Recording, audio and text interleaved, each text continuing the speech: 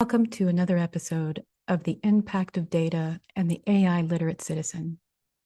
His podcast helps understand the world of artificial intelligence without the jargon and how that AI technology is impacting us both professionally and personally. My name's Melissa Drew, and I'll be your host for this week's episode. I'll be here to explain AI, explore some of the types of AIs, and introduce you to some of the companies in the world who are leading in each of the categories.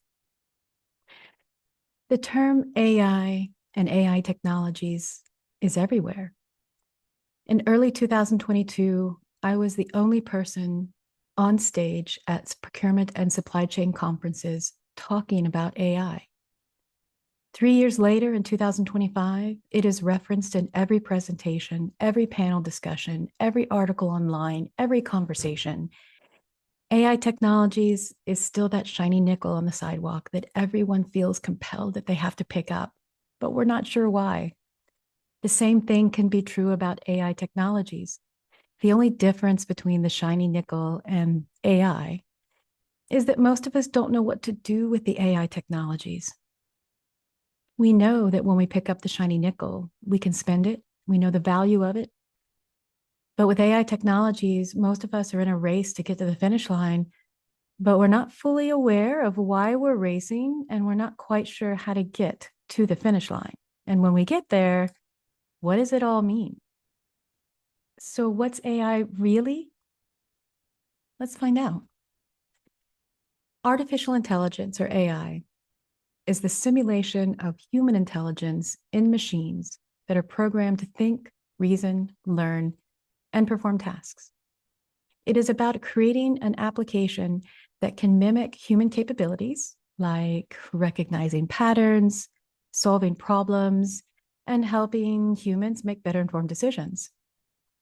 But there are two terms that come to mind: AI and AI model.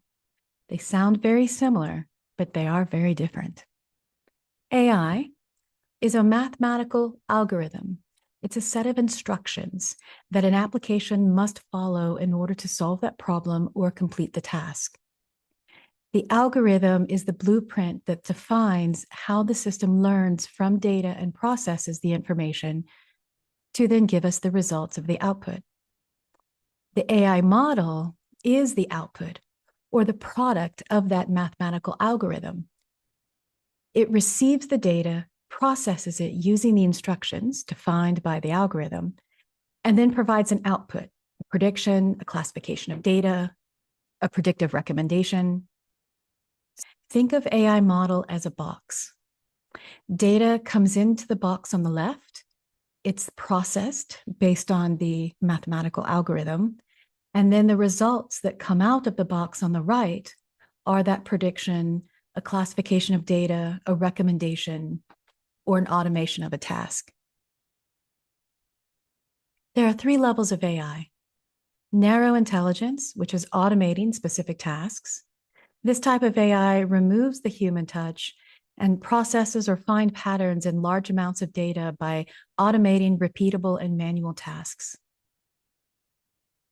General intelligence, still a form of theory, but general intelligence would allow artificial intelligence to perform any and all intellectual tasks that a human can do. And then superintelligence, highly theoretical, but this is when AI would surpass human intelligence in every respect. So general intelligence and superintelligence are still highly theoretical and not something that we've been able to achieve in 2025, whereas narrow intelligence is what we use today. It's what we will focus the rest of our podcast on, and it's what majority of the individuals, you as your global citizens, interact with AI on a day-to-day basis. When we think of the phrase AI technologies, picture an umbrella. And underneath that umbrella are different types of AI technologies: machine learning, deep learning, natural language processing, or NLP, neural networks, robotics processing automation, computer vision, and most recently, generative AI. So let's dive into each one of these and talk about them briefly. Machine learning. Machine learning increases the accuracy of predicting outcomes. Machine learning algorithms use historical or retrospective data as the input and then predict new output values. This is the most common technique in AI technologies today. And it's also one of the longest used technology.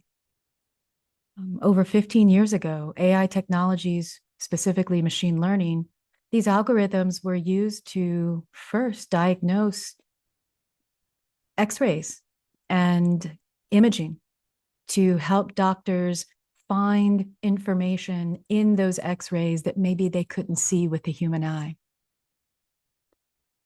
Deep learning. Deep learning is a subset of machine learning. It mimics how humans collect and synthesize information in order to create more meaningful information. From digital images, videos, and other visual inputs, it supports actions or make recommendations based on the information collected.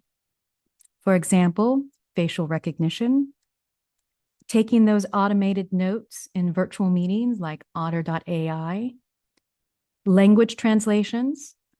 You go to Google Translate and you type in the English version of your word and you'd like to know what the Chinese version of the word. We now have apps that you can download where I can speak English and I can ask it to translate what I've verbally communicated into a language and then repeats it out loud for someone else to understand. When I was traveling overseas, this was the most common way that people were communicating to each other in taxi cabs, restaurants, and on the streets to ask for directions. Retail recommendations. If you've gone to Amazon, if you've searched for something and then it provides you with recommendations on other things that you might like, Netflix recommendations, all of this is considered deep learning. Natural language processing, NLP.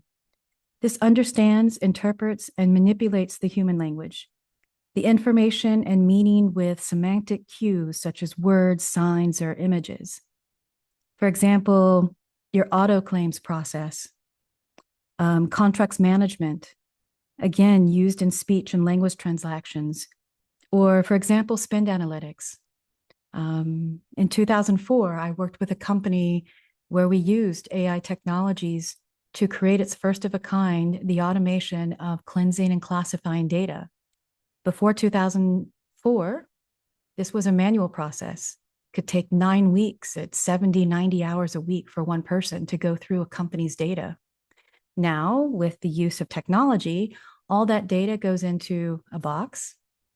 The instructions is reading the grammatical syntax, the adverbs, the adjectives, the commas, the grammar, and then the output on the right-hand side is a classification of how much money did you really spend in professional services. Neural networks. This recognizes relationships with a set of data that mimics the way a human would operate. For example, complex data patterns, clustering data in order to find repeatable patterns. We see this a lot in driverless transportation, supply chain optimization, predictive sourcing and buying. We also see this again in spend analytics. Robotics Processing Automation, RPA. This performs tasks that were done traditionally by a human. We call it a robot, but it's really more of automation of a repeatable task. For example, if I type something on the computer and every day I'm typing the exact same keystrokes, I can use RPA to automate that so that tomorrow I don't have to type that anymore. RPA is probably the most common of the automation technologies within AI. It's one that's provided probably the most value, not a lot of effort and income or capital, but it does allow for an individual to stop supporting those manual activities and finally focus on something that's more value added for that human. Computer vision, gaining meaningful information from digital images, videos, and other visual inputs that take action or make recommendations based on that information. Early detection of fires, driverless transportation, drones that use computer vision fly over orchards and they can identify which apples are ready to harvest. This creates efficiency in agriculture. So instead of an individual walking through the orchards every day trying to find which tree is ready to harvest, these drones fly over in minutes, take digital photographs, analyze them, and then feed that information back to the farm, letting them know exactly where to go in the orchard and which trees to harvest. Detecting defects in assembly lines, automated recycling. So when your recycling leaves your driveway, you probably notice it gets dumped into a large bin. And you may have heard the term zero sort recycling. This means that I don't have to sort my recycling into cardboard or glass or plastic. I can just dump it all into one container. It gets pushed into a big truck and it drives away. What you don't see is when it gets to the recycling plant, all of this is dumped into a series of conveyor belts. And through computer vision, it identifies which is plastic, which is aluminum, what's metal, and it sorts it on the conveyor belt and pushes it into different routes for recycling and processing. The most newest on the market, generative AI. This generates new content or data from a text, an image, an audio, and then based on the patterns that it's learned, it can create new content from looking at old content. The most common is ChatGPT. For imaging, we have companies like Stable Diffusion, Midjourney, DALL-E, DALL-E. For music and audio, we have OpenAI Jukebox and the company AIVA. We also have the same thing for video and animation, Runway Gen 2 and Synthesia. All of these technologies are a part of the larger umbrella of AI technologies. And what you've heard is that one application out there isn't using just one group of these. For example, driverless transportation uses machine learning, deep learning. It also uses neural networks and computer vision. For speech and language translations, we're using deep learning, natural language processing, and in some cases, generative AI. So there's a lot of things going on out there in relation to what AI technologies are and how we experience them. AI is a very vast and transformative field. It powers everything now from the tools we use in a day-to-day basis to innovations across all industries. One of the technologies that's currently in development is using computer vision with the driver. So imagine that you're in a car and you're driving down the highway and technology is infused into the windshield in front of you. And through AI technologies like computer vision, deep learning, natural language processing, this window can now visually scan your face and can proactively identify if you're starting to fall asleep. So instead of waiting for you to fall asleep and then cross the dotted line, this technology would identify that sooner rather than later, cause your seat to vibrate, wake you up, and minimize accidents going forward. Yes, this is real. It is real technology, and it is in the process of being developed as we speak. So this is what we mean by transformative. There are so many things that we could not have been doing today without the use of AI technologies. We'll have more episodes to come that will dive deeper into each one of these concepts and talk a little bit more about how this is impacting you professionally and personally, but also some of the innovations that are being explored and developed now, and some that we still think are sci-fi that are just too far around the corner. Additional episodes will also interview women worldwide and continue to understand how AI is impacting them today, tomorrow, and beyond. Thank you for listening.